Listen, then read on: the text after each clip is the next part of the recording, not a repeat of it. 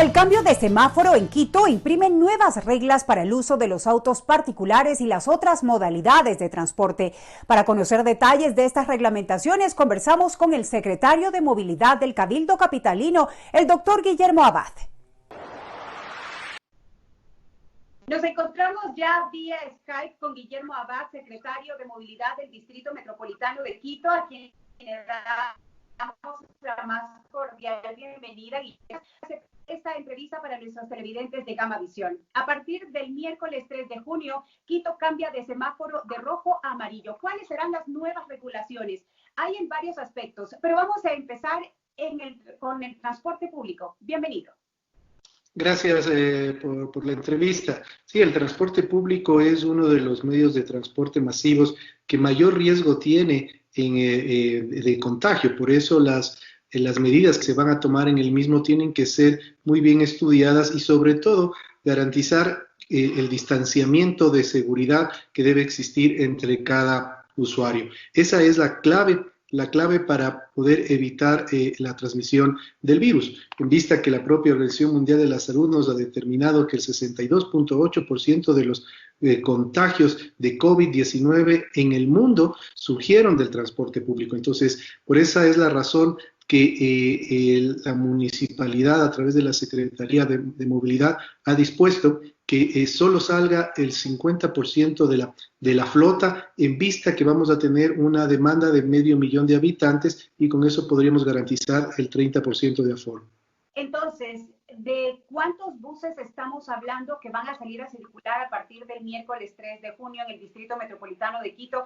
¿Y cuál será justamente el aforo al que están siendo autorizados? Ya que el COE Nacional, bueno, pues autorizó un 50% de capacidad de los buses, pero el Distrito Metropolitano de Quito tiene una autorización totalmente diferente. ¿Cuál será?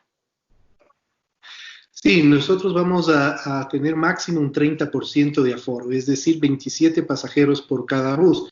Con esto garantizamos el 1,5 metros mínimo que se necesita de distanciamiento. Con el 50% de aforo se reduce esa distancia segura y consecuentemente puede vulnerarse la salud de los usuarios. Con este aforo necesitamos alrededor de 1.500 buses para poder cubrir una demanda de 500.000 de personas que tenemos calculadas, estimadas, que saldrán en el día 3 de junio. Para poder abarcar a estos 27 pasajeros en cada bus, únicamente cabe recalcar que podrán ir sentados, ya no de pie como se acostumbraba antes. Sí, máximo en el 50% de aforo serían todos sentados. Sin embargo, reitero, en el caso de Quito, que vamos a tener un 30% de aforo, vamos a sentarnos en asientos que están previamente asignados y que están intercalados, es decir, no hay la posibilidad de que estén dos personas sentadas en la misma fila. Y esto, reitero, responde a esa distancia de seguridad que es la sugerida para evitar contagios en el transporte público. ¿Qué pasará con el transporte municipal, Guillermo? ¿Cuáles son las disposiciones? No, en el transporte municipal ahí sale el 100% de la flota, es decir, los 260 unidades entre articulados, biarticulados y los troles. De igual manera, aquí se va a mantener una distancia mínima de 1,5 metros, lo que implicaría que en cada trolebús o en cada articulado vayan máximo 54 personas.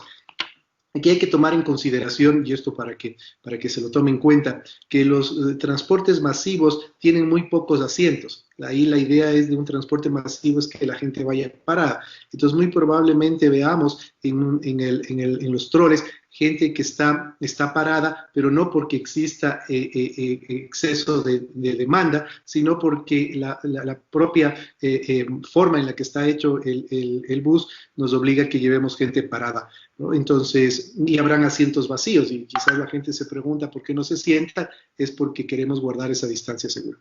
Entonces, habrá esa diferenciación con el transporte con el transporte masivo y con el transporte municipal. En los municipales sí podrán ir de pie y la capacidad máxima será de 54 personas y en el transporte masivo será de 24 pasajeros, todos sentados, ¿correcto? Sí, exactamente. Esa es la manera en la que vamos a garantizar la distancia segura entre los pasajeros en el transporte público, sea con operadoras convencionales o en el transporte municipal. En días anteriores también el alcalde de Quito anunció que la tarifa será cero, es decir, ¿el transporte será gratuito? Sí, la intención del señor alcalde, que hoy será aprobada en el Consejo Metropolitano, es una tarifa cero. Pero ¿por qué una tarifa cero? Es decir, nosotros el municipio va a asignar unos recursos para garantizar la distancia segura. Si es que no se asignan esos recursos, ¿qué es lo que va a suceder? Que el señor transportista va a sentirse motivado, tentado a meter más personas en el bus y romper ese aforo, como ha pasado ya en otras ciudades, porque ellos ganan por pasajero transportado. Van a sentirse tentado a coger pasajeros en la vía, va a sentirse tentado a las consabidas competencias entre los buses para coger un pasajero, va a sentirse tentado a no estacionarse en la parada. Al nosotros asignar estos recursos al 50% de la flota de una operadora, estamos teniendo el control sobre ese bus y vamos a evitar todo lo que anteriormente mencioné y más bien vamos a garantizar de que solo lleve el aforo que le estamos pidiendo, que se estacione en las paradas, que no existan correteos y que tampoco se peleen por el pasajero.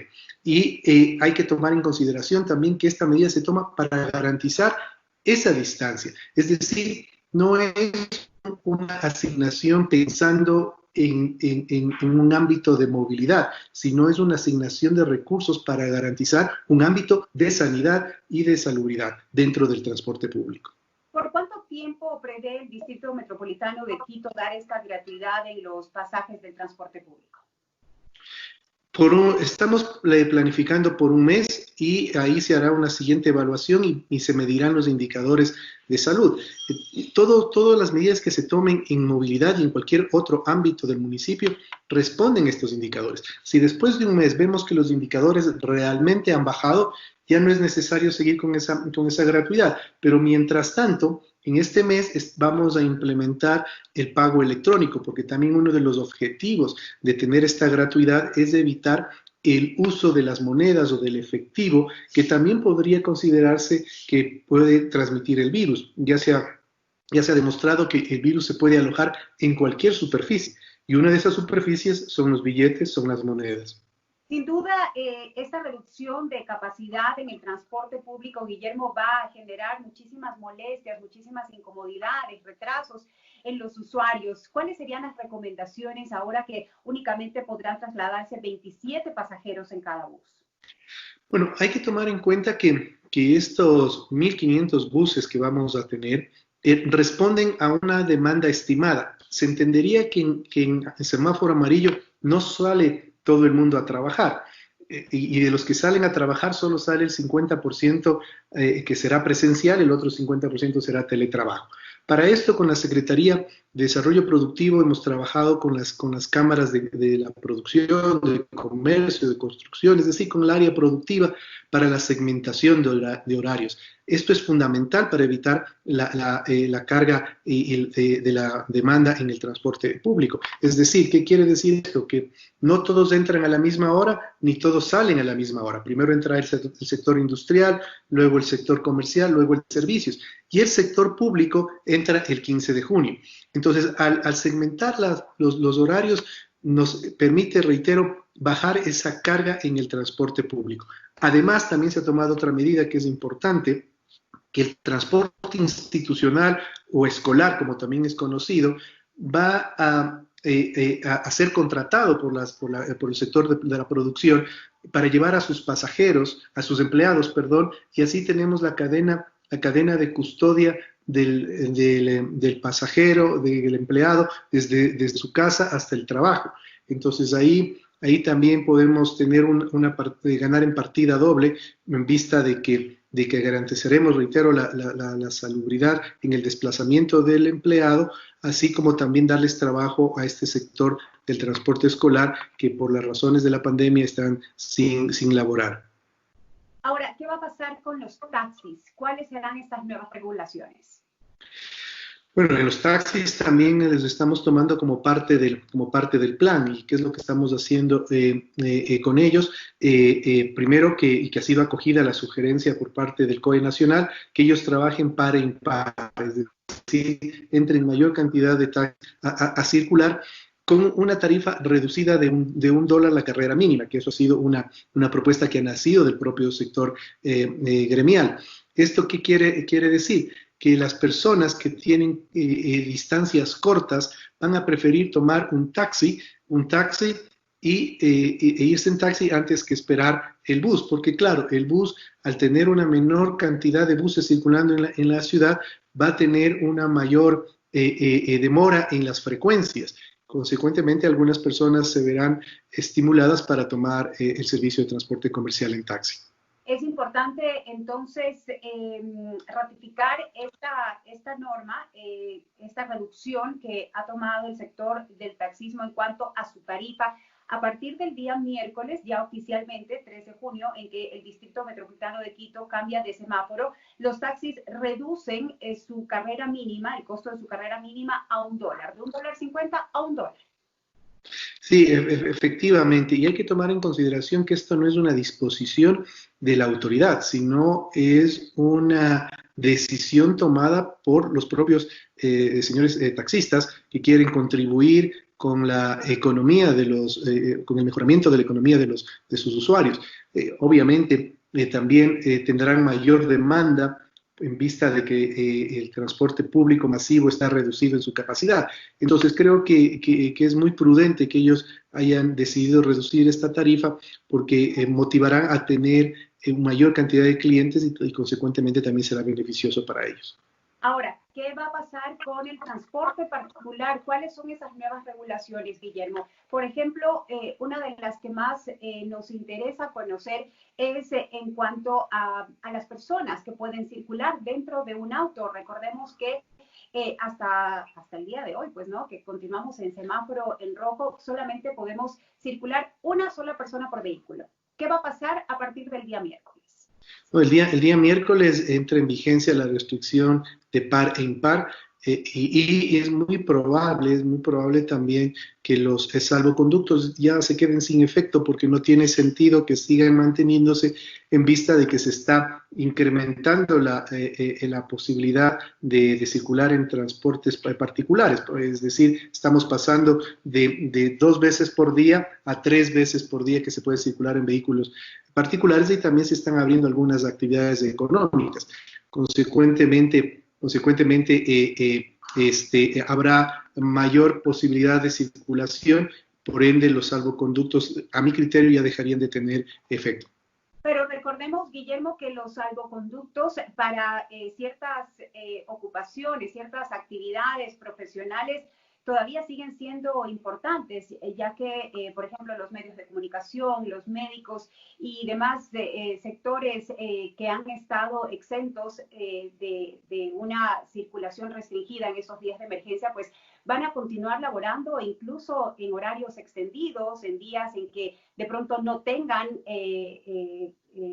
permiso para circular en sus propios vehículos. ¿Seguirán siendo vigentes para este tipo de sectores los salvoconductos? Sí, porque esos están dentro de las excepcionalidades tanto del decreto ejecutivo como de la resolución del señor alcalde.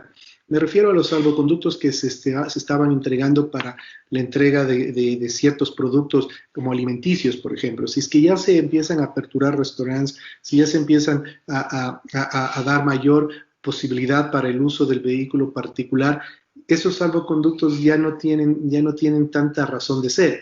Entonces deberían ser a nuestro criterio revocados y entiendo que el COE Nacional está analizando esa posibilidad también. Ahora vamos a aclarar el tema de la circulación. Hoy día, lunes y hasta mañana martes, continuamos nosotros con las restricciones que teníamos en semáforo en rojo. A partir del día miércoles, volvemos a las disposiciones anteriores en cuanto a la circulación de las placas pares e impares. Así es, efectivamente. Y el miércoles empieza con impar. El día miércoles empiezan con impar. Miércoles, viernes y lunes, placas impares. Exactamente. Muy y bien. Martes, jueves y sábado par. Ahora, Guillermo, ¿se ha pensado en la extensión de permisos de circulación en cuanto a los vehículos particulares, tomando en cuenta la restricción que habrá para el uso del servicio público? Mire, es importante tomar en consideración que en temas ya de movilidad, mientras más restringamos el transporte particular, es mucho mejor. ¿Por qué? Porque hay casos en los cuales usted tiene un índice de ocupación de 1.2 personas por vehículo. Es decir, el 30% de las personas en la ciudad utiliza vehículo y ocupa el 75% del espacio público y ocupa el 75% de la vía. Estas maneras de movilizarse o de desplazarse tenemos que irlas cambiando. Por eso es que se ha tomado en consideración el que las empresas y el sector tanto público como privado contraten transporte institucional para sus empleados, para evitar que justamente vayan en sus propios vehículos. Es decir, en una empresa que tenga 40 personas, por poner un ejemplo, que van en un bus, estaríamos reduciendo 40 vehículos y las 40 irían prácticamente en un bus. Entonces, esto es lo que queremos nosotros motivar e instar para que se pueda empezar a tener este tipo de servicio de transporte institucional para los empleados, tanto el sector público como privado, y desestimular el uso del vehículo particular. Perfecto. Le queremos agradecer muchísimo por esta valiosa, importante información a Guillermo Abad, secretario de Movilidad del Distrito Metropolitano de Quito. Guillermo, muchísimas gracias. Que tenga un buen día. Gracias, de igual manera para usted.